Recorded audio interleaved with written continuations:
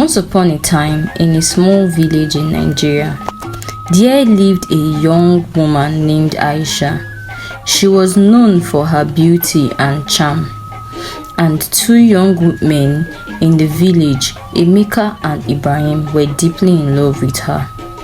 Aisha liked both Emeka and Ibrahim, but she couldn't decide whom she loved more, so she started dating both of them secretly, hoping to figure out her feelings. At first, everything seemed fine. Aisha would spend time with Emeka during the day and then sneak off to meet Ibrahim at night. But as time passed, it became harder for Aisha to keep her double dating a secret. One day, while Aisha was out with Emeka, Ibrahim unexpectedly showed up. He had followed Aisha and discovered her secret. Both men were heartbroken and felt betrayed by Aisha's dishonesty. Emeka and Ibrahim confronted Aisha, demanding an explanation. Aisha felt guilty and ashamed of her actions. She realized she had hurt both men deeply. Feeling remorseful, Aisha confessed to Emeka and Ibrahim that she couldn't decide between them and didn't want to hurt either of them. She apologized for her deceitful behavior and begged for their forgiveness. Emeka and Ibrahim were hurt, but they could see the sincerity in Aisha's eyes. They decided to give her another chance, but on one condition: she had to choose between them once and for all. Aisha was torn. She cared deeply for both Emeka and Ibrahim, but she knew she couldn't continue to deceive them. After much thought, she made a difficult decision. Ibrahim and Emeka, she began, her voice trembling with emotion. I realize now that I can't love two people at once. I have to be honest with myself and with you. I choose nobody.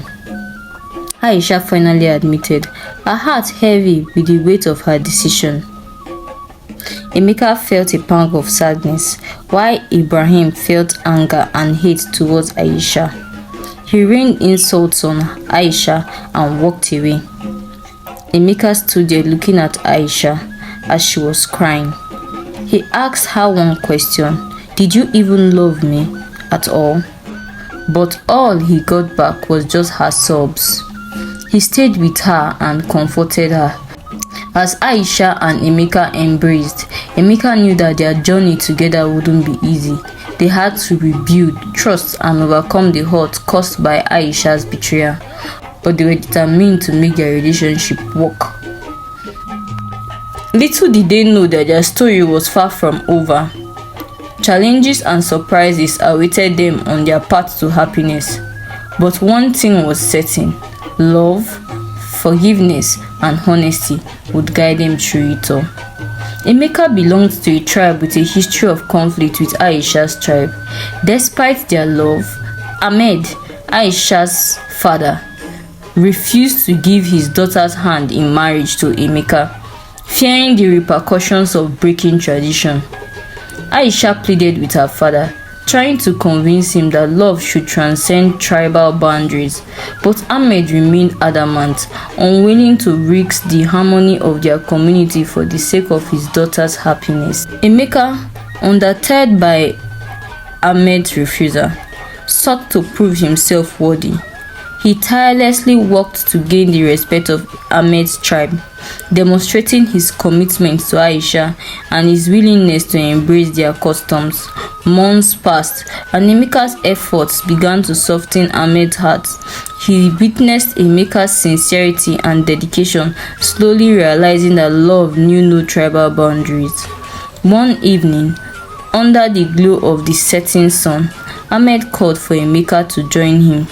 With a solemn expression, he spoke of his reservations and fear, but also acknowledged Emeka's unwavering determination and love for Aisha.